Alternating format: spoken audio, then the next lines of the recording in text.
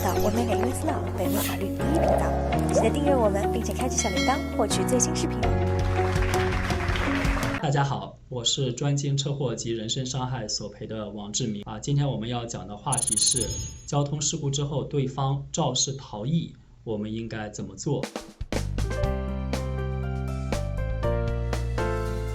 那在现实生活中呢，发生事故对方逃跑的情况还是有一定比例的像我在过去多年代理的案件中有相当多的比例是属于这样的肇事逃逸案件的索赔。那么在驾驶过程中遇到对方导致事故之后逃跑，那么我们应该怎么来做？第一呢，就是要保持冷静，以自身的安全为主。你可以去追对方，尝试追上对方，但是呢，如果追不上的话，就要果断的放弃掉，因为你如果持续的追，那么有时候穿过路口闯红灯会酿成更加严重的事故，或者是说呢，在晚上你如果去追到对方了，但是呢，如果周边没有人的话，那么你自身的安全可能会受到危险。所以呢，如果说你要追，就一定要是在安全的情况下。那么如果说你感到有危险，那么实际上就要停止追。第二呢，就是要马上打这个911，让警察赶紧来到事故现场进行调查。如果你看到了对方的车牌号，那么就要赶紧记下来，那么交给警察，这样警察就可以在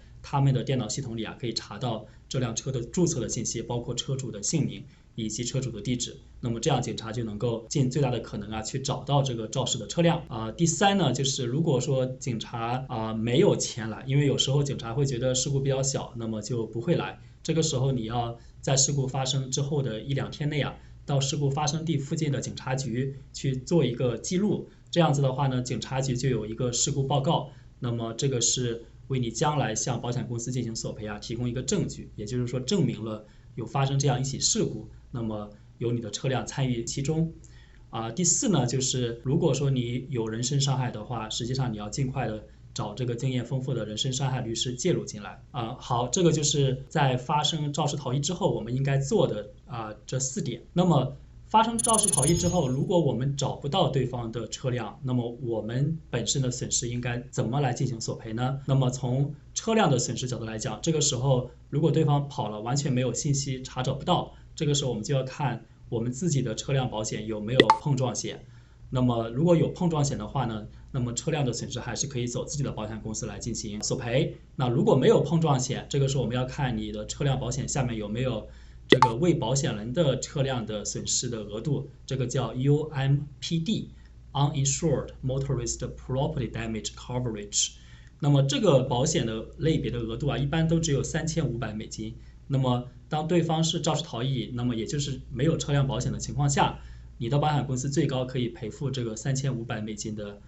车辆损失。那如果你的车辆的损失超过3500，那实际上中间的部分就要你自己来承担第二呢，就是如果你有人身伤害的话，那么对方没有保险的情况下，你还是可以走自己的车辆保险中的叫 UMBI， 就是说为保险人的人身伤害的承保，这个叫 Uninsured Motorist Bodily Injury Coverage。 如果你有这一个的话呢，那么你还是可以进行人身伤害索赔的。那么你的保险公司会根据你的受伤的情况以及治疗的状况以及康复的情况来进行赔付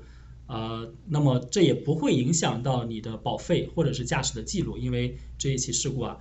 是对方的全责，即使对方肇事逃逸了。那么我刚刚讲的第4点，就是你要向警察局去做一个记录的目的，就是要让你的保险公司相信你确实是发生了这样一起事故，那么并且呢有这样的损失，这样才可以。经常我们犯的错误呢，就是没有在事故发生之后让警察或者警察局去写一个报告，那么之后的话呢，有时候保险公司会质疑是否事故真的发生了，是否真的是有这样一个肇事逃逸，这样的话就会给这个索赔增加一定的困难。最后呢，就是大家遇到这样的事故一定要冷静，一定要最终还是要保护自己的安全。另外呢，就是自己的车辆保险一定要买这个足额的高额的，特别是这个 UMBI 和我们讲的这个全保中的碰撞险 Collision Coverage。 实际上你如果只要有这2个 coverage， 这2个保险的范围，你也不会担心在发生肇事逃逸之后自己的损失得不到赔偿。那我们今天就先分享到这里，如果大家有具体的法律问题可以电话咨询我们。如果今天的节目对你有帮助，那就帮我们订阅、点赞、分享吧。有任何问题也欢迎在评论区留言。你的法律问题我最关心。